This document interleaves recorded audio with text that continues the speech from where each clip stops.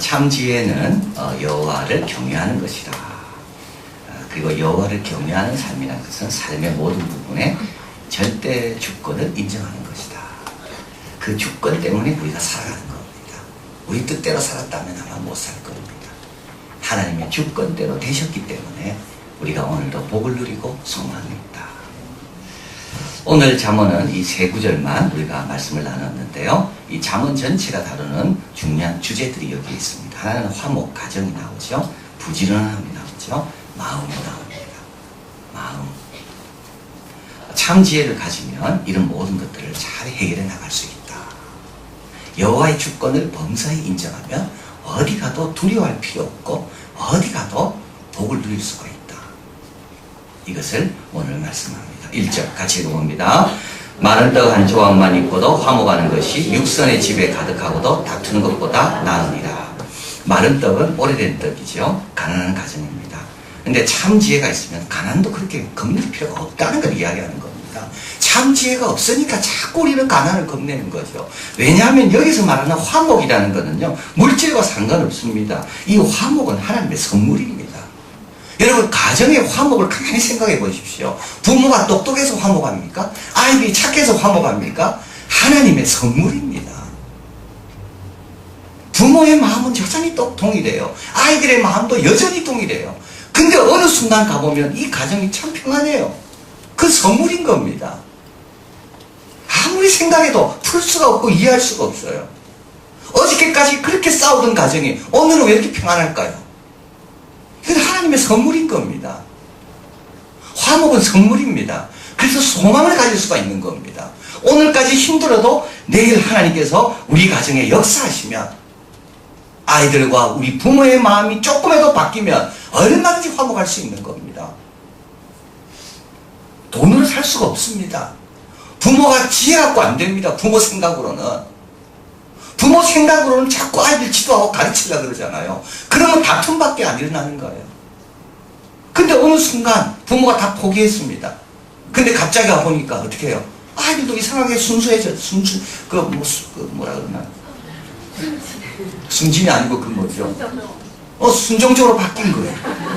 어느 한순간 그래 바뀐 거예요. 어제까지만 해도 잠도 안 오고 아이들 때문에 힘들었어요. 근데 오늘 아침에 또 와보니까 아이들이 괜찮은 거예요. 하나님의 주권을 인정해야 되는 겁니다.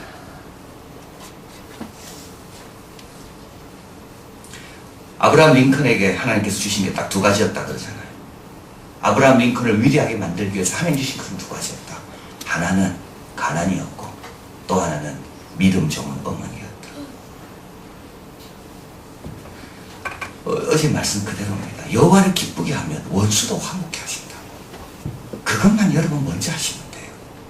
범사의 그를 인정하고 스스로 지혜롭다 이기지 않으면 돼요. 하나님께 맡기면 돼요. 모든 것을 적당하게 시움받게 창조하셨다. 그때까지 기다리고 조급해하지 않으면 돼요.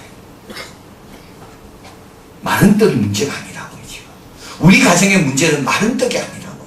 하나님의 주권과 하나님의 화목케 하신 능력은 마른 떡을 초월해서 역사하는 거지, 마른 떡 때문에 역사 못하는 그 정도의 힘을 우리 하나님 갖고 있는 분이 아닙니다. 마른 떡 쳐다보지 마세요.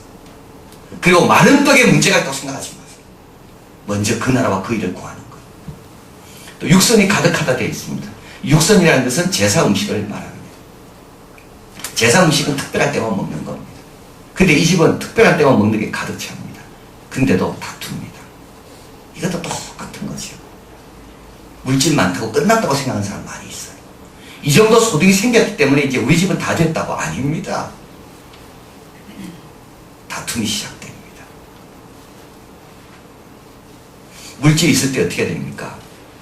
여호와를 경외해야 되는 거예요. 하나님께 더 많이 드려야 되는 거예요. 가난한 사람을 구제해야 되는 거예요. 그 물질은 썩게 돼 있습니다. 아이들을 썩게 만들고 내 영혼을 썩게 만들고. 잠언은 물질에 대해서 나쁘게는 말하지 않습니다.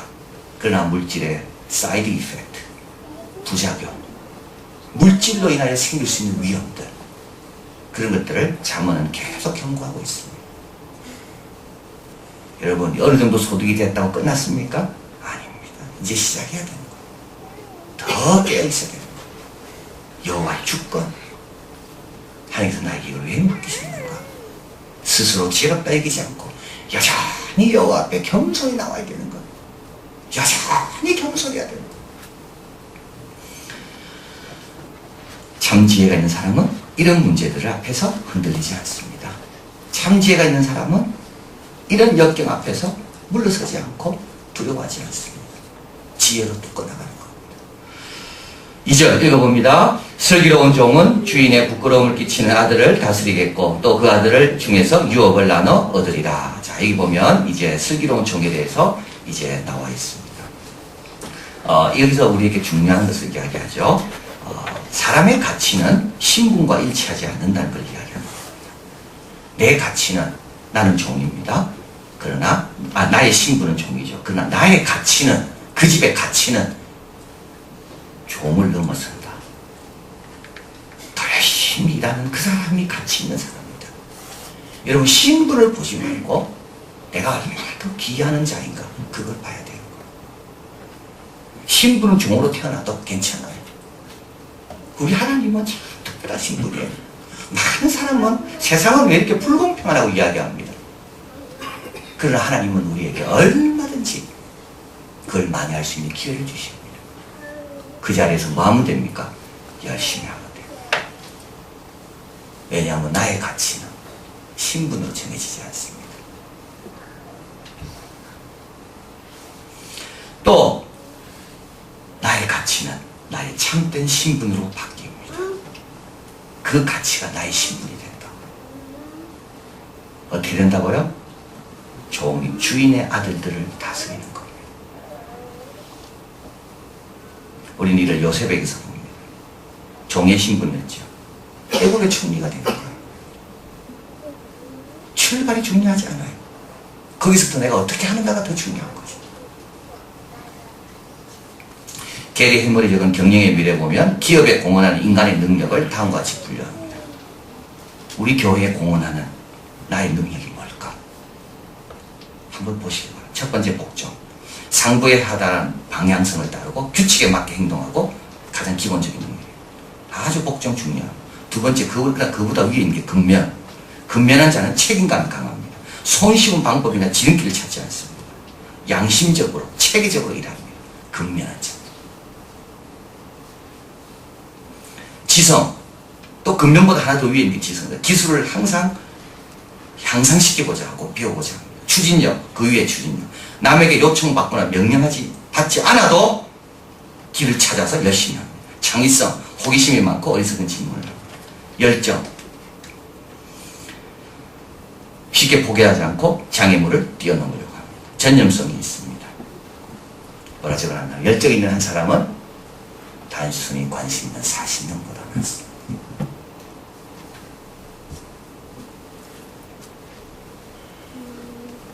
기업에 최고 기여하는 건 뭘까요? 복종은 아니랍니다. 복종은 기업에 기여하는 건 제로랍니다. 왜냐하면 기업에서는 그 정도 복종은 누구라도 돈 주고 사올 수 있거든요. 그 돈을 주면 누구라도 그 정도 복종을 하거든요. 기업에 최고에 기여할 수 있는 개인의 역량은 뭐냐? 열정.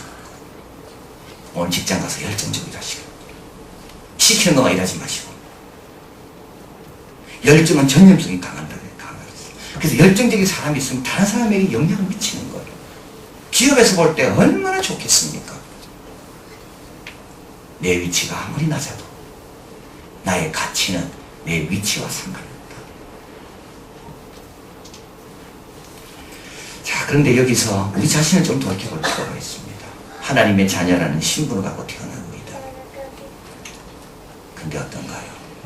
그 신분에 걸맞는 열정적인 역할을 하는가요? 잠언 15장 19절 앞에 있습니다. 같이 읽어봅니다. 게으른 자의 길은 가시울타리 같으나 정직한 자의 길은 대론이라. 가시울타리가 많이 나 있지 않습니까? 내 영혼에. 내 마음에 가시울타리가 많이 나 있지 않습니까? 게으르기 때문에.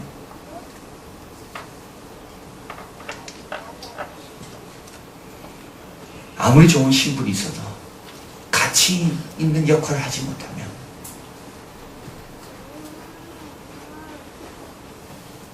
우리는 남의 다스림을 받는 겁니다. 왕 같은 제사장, 거룩한 나라로 하나님께서 우리를 불렀지만 내가 그 일을 잘 감당하지 못하면 우리는 남의 다스림을 받는 거예요. 참지혜가 있는 자는 어디 가든지 요셉처럼, 다니엘처럼 최선을 다해서 일합니다. 오늘 열정적으로 일하시길 바랍니다. 마지막으로 3절 같이 있습니다. 도가니는 은을, 풀무는 금을 연단하거니와 여호와는 마음을 연단하시느니라. 자, 여기서 이제 세 번째가 나오는데요. 마음은 잠언에서 아주 중요한 인간의 부분을 가리킵니다. 왜 그러냐면 4장 23절 같이 읽어봅니다. 무릇 지킬 만한 것보다 더욱 내 마음을 지키라. 생명의 근원이 이에서 남이니라. 왜 마음이 중요하냐면 생명의 근원은 어디서 난다고요? 마음에서 난다고요. 생명의 근원은 마음에서 난다. 마음이 좋은 자는 다 괜찮습니다. 마음이 나쁜 자는 어떤 좋은 것도 자기 마음에서 다 나쁘게 만듭니다. 디도서 1장 15절 같이 읽어봅니다. 깨끗한 자들에게는 모든 것이 깨끗하나 더럽고 믿지 않는 자들에게는 아무것도 깨끗한 것이 없고 오직 그들의 마음과 양심이 더러운지라. 마음과 양심이 더러운 사람은 모든 것이 다 더러워집니다. 마음과 양심이 깨끗한 사람은 모든 것을 다 깨끗하게 만듭니다. 그래서 우리 예수님은, 우리 하나님은 마음에 관심이 많습니다. 그래서 오늘 마음을 누가 연단하신다고요? 하나님이 직접 연단하십니다. 마음을 하나님이 직접 연단하신다. 왜 그럴까요? 마음은 안 바뀌어요. 마음은 안 바뀌어요. 마음은 쉽게 안 바뀝니다. 마음은 이상한 경향이 있는데 그게 뭐냐면 자기가 경험한 걸 믿는 경향이 있답니다. 마음은 자기가 아는 게 아닙니다. 아는 게 아닙니다. 알아요. 그러나 경험한 게 마음은 경험한 걸 믿는다. 아무리 부모가 날 사랑한다고 알아도 섭섭한 걸 경험했으면 마음은 그걸 믿는다는 거예요. 내가 경험한 것 중에 많은 거는 뭐가 있나요? 무의식입니다. 나도 모르게 경험한 것이 내 마음에 쌓여 있는 거예요. 그래서 그 마음을 새롭게 한다면 참 어려운 겁니다. 그래서 하나님께서 그 마음을 뭐로? 도가니로, 풀무로. 그래서 도가니와 풀무에 들어갔다 나와야지 비로소 내 마음이 새롭게 되는 겁니다. 그 도가니와 풀무가 뭔가요? 그게 고난이죠. 패기 레이노스 15년간 자기가 어려움을 당한 걸 소개합니다. 멕시코 선교사로 가신 분이에요. 아내입니다. 20년간 멕시코 선교사로 일하시다가 1993년 미국으로 돌아갔습니다. 이때 남편은 전립선 말기 판정을 받았습니다. 가망이 없다는 말을 들었습니다. 그런데 최선을 다했어요. 지금도 살아계신데 그 의사는 이것이 기적인지 아닌지를 확인하고 싶어서 지금도 6개월에 한 번씩 자기를 보러 오라고 이야기한다. 남편이 병이 호전되려고 할 때 장남이 심한 우울증과 정신분열증.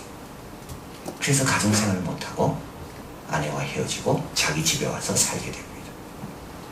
9년 동안. 장남과 함께 지내면서 자기도 아이도 정신이 피폐됐습니다. 1년쯤 되었습니다. 장남이 들어오고 난 다음에 15세 된 딸이 갑자기 메스꺼움과 현기증으로 온종일 침대에 누워있습니다. 이 아이는 4년 동안 병치를 하다가 교통사고로 죽습니다.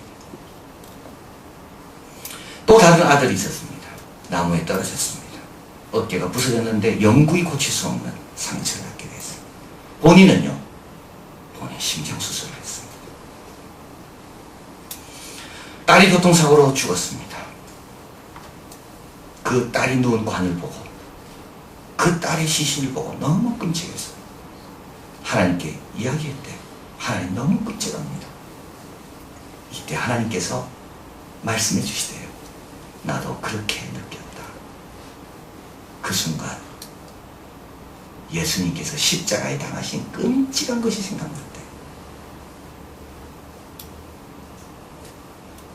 자식과 사별한 분은 나뿐만 아니라 그분도 자식과 사별하신구나.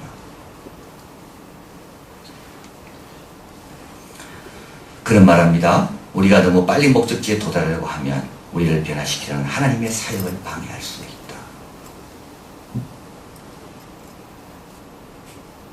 너무 빨리 도착하려고 하면 우리의 마음을 경금처럼 만드시려는 하나님의 사역을 방해할 수가 있다. 그런 말합니다. 구출은 고난을 요건으로 삼는다. 다시 말하면 새 마음으로의 구출은 고난을 통해서야만 되는구나. 잠언 10장 8절 앞에 봅니다. 이렇게 마음이 바뀌면 어떻게 됩니까? 마음이 지혜로운 자는 계명을 바꾸니와. 이제 막 계명이 사랑스러운 거예요. 마음이 새로워지면.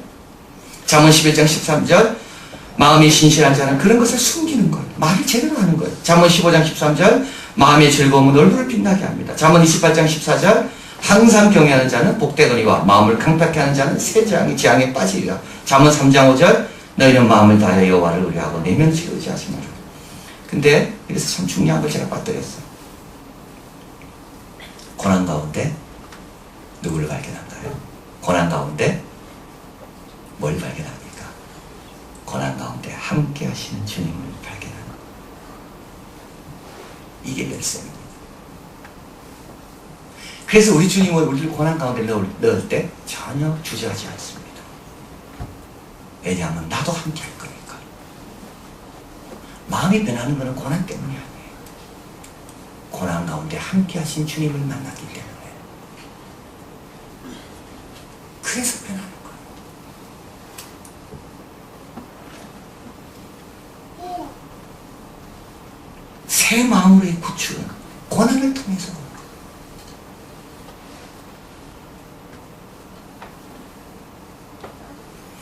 마음이 왜 항상 즐겁습니까? 고난 가운데 주님을 만날 거예요.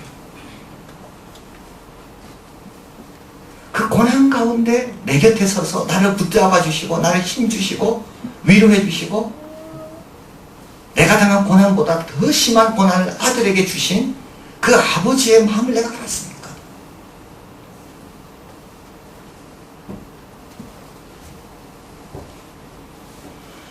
참 지혜가 있으면 두려울 게 별로 없습니다. 그렇죠? 마른 떡 하나도 두렵지 않고 종의 신분으로 태어나도 전혀 두렵지 않고 직장에서 어떤 위치에 있느냐 전혀 두렵지 않고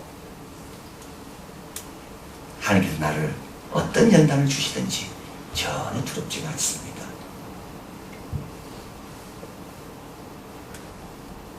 왜냐하면